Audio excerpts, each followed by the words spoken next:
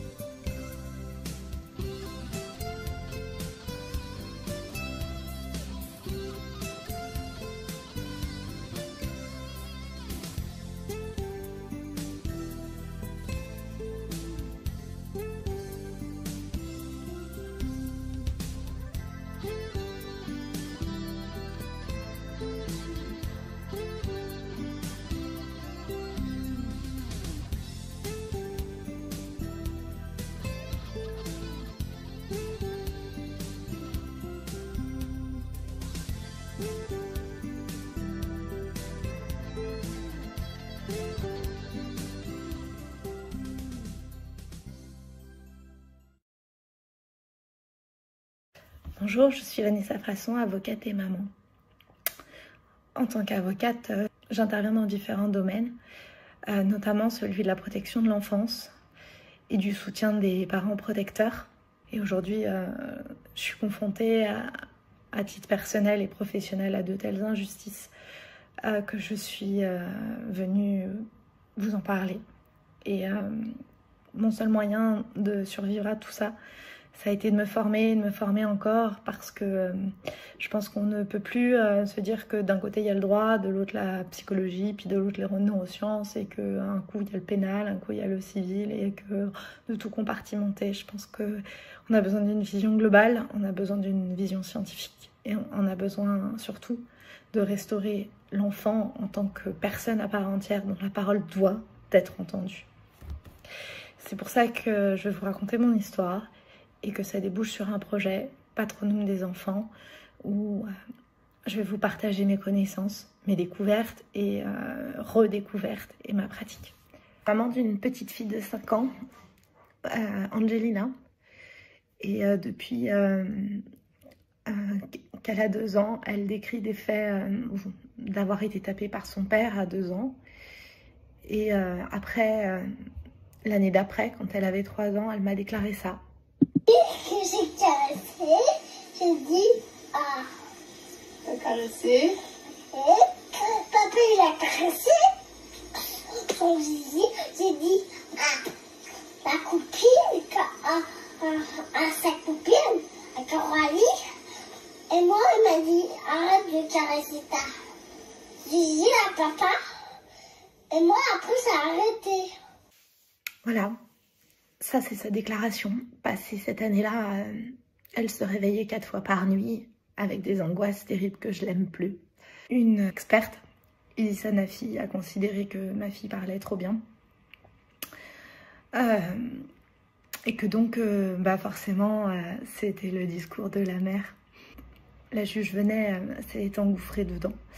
Ce rapport d'expertise a été contre-analysé par le professeur Maurice Berger et par le docteur Sarah Thierry, et aujourd'hui fait l'objet d'une plainte pour faux intellectuel et mise en danger de la vie de ma fille. Et la juge venait de la cour d'appel de Montpellier, a décidé de transférer la garde à monsieur, en considérant que c'était pas important. Et on a fait appel, bien sûr. J'ai demandé à un juge des enfants à Créteil de ne pas transférer la garde parce que c'était très grave. Les médecins nous ont suivis et finalement, il y a un juge des enfants, Madame Mallory Soncourt, qui le 6 décembre a décidé de placer ma fille de manière brutale après qu'elle ait dénoncé le fait que papa avait mis son doigt à l'intérieur du vagin, à l'intérieur de sa nénette, pour reprendre ses mots à elle. Son doigt, il va où? Il faut me dire. Dans ta nénette, à l'intérieur? D'accord. Et ça fait mal? Oui. Ou ça fait pas mal? Ça fait mal. Moi, j'allais dans la salle de bain et, pour regarder si ma nénette était rouge, et il m'a suivi. Ils ont fait l'expérience de l'injustice. Et moi, je considère que l'injustice de la justice, c'est une des choses les pires qu'on puisse expérimenter dans notre parcours d'être humain. L'injustice de la justice. Donc, quand on ajoute, si vous voulez, une chose à l'autre, on aboutit à un panorama qui est extrêmement inquiétant. Et tout ce que nous venons d'évoquer ce soir coexiste en plus avec un autre pan extrêmement difficile et douloureux, qui sont les problèmes d'inceste et d'agression sexuelle dénoncés par des mères, qui aboutissent finalement à ce que les enfants soient placés et subissent une double peine. Non seulement ils ont subi l'inceste, mais en plus ils sont privés de leurs parents protecteurs. Je précise que très souvent en France, demain peut-être, hier certainement, il y a aussi des placements qui sont faits à l'audience, c'est-à-dire que le parent arrive avec son enfant et repart sans son enfant, ce qui va à l'encontre de la légalité et du code de procédure civile, puisque la décision n'est pas notifiée, que le parent a fait savoir qu'il n'était pas d'accord, et donc on ne devrait pas pouvoir exécuter la décision le champ. Et pourtant, il y a encore en France des décisions de placement qui sont faites sur le champ. J'ai reçu pas plus tard que hier une maman qui est en plus juriste. Le placement a été fait sur le champ. Elle a tellement hurlé sa douleur que la juge, qui devait avoir 26 ans, lui a dit « Si vous continuez à crier, je ne vous autoriserai pas à dire au revoir à votre fille. » La fille, elle avait 4 ans, la petite. Donc, il y a des placements à l'audience. Vous arrivez avec l'enfant, vous repartez sans. Ça aussi, c'est une illégalité qui est rentrée dans les mœurs. Donc, si vous voulez, les dysfonctionnements, ils sont tellement multiples qu'on se demande effectivement pourquoi les gens détournent le regard de quelque chose qui va si mal. Angelina, alors qu'elle avait vécu que 4 ans et demi seule avec moi, et qu'elle n'avait jamais dormi chez son père avant le 6 septembre 2022, après avoir été violée quasiment tous les jours jusqu'au 22 octobre 2022, a été placée. Elle a considéré que ce placement était à cause de ce qu'elle avait dit à maman. Alors après, elle a dit qu'elle voulait juste rentrer chez maman, et autant elle continue à décrire le zizi de papa, qu'elle lui demande de le caresser. Et les juges ont rendu Angelina à son papa. Elle vit avec lui sans surveillance, et moi je suis surveillée. Laz a décidé que je n'avais plus aucun contact avec ma fille, ni appel, ni rien. J'ai plus le droit de la voir parce que elle a dénoncé des troisièmes faits. La première fois, elle a été placée. La deuxième fois, elle a été rendue aux parents qu'on suspecte d'agression sexuelle incestueuse. Et la troisième fois, elle a perdu définitivement sa maman. Et donc, aujourd'hui, j'ai pas d'autre recours que de dénoncer cette injustice, parce que la zone n'a pas le droit de faire ça. J'ai besoin d'aide parce que les juges, même si on considère que les juges me croient pas, parce que je suis avocate et je suis membre actif des fondations d'enfants, et j'aide les parents protecteurs, et du coup on croit pas cette parole de ma fille. Terré dans cette pièce, terré dans cette pièce où je me cache.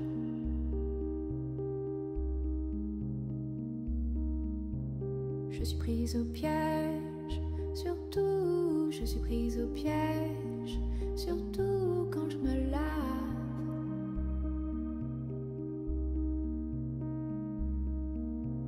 Je ne suis pas libre, je ne suis pas libre sous ce regard.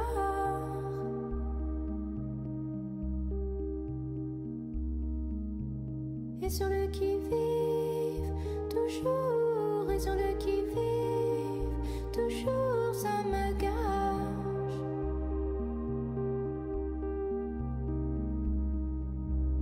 Papa, fallait pas venir trop près de moi. Maintenant je sais plus très bien qui t'es. Sous cet œil tout, je le vois loup, voyez le loup. Papa, fallait pas venir trop près de moi.